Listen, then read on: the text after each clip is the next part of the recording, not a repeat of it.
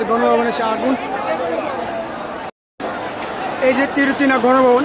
কেউ বলবে এটা গণভবন না, আসলে কি এটা কে বলতে পারবো না। এখন বর্তমানে কি অবস্থা দেখেন, এখানে থাকতো প্রধানমন্ত্রী, তার বাসভবন ছিল এটা, আজ নাই।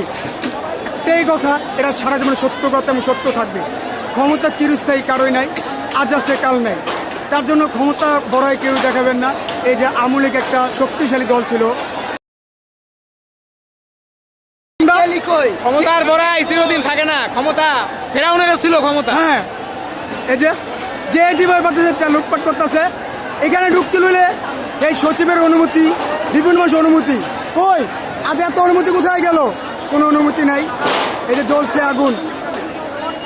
যারা এই আগুন ধরাইছেন কাজটা আসলে ভালো করেন নাই, কারণ এগুলি তো আমাদের সম্পদ।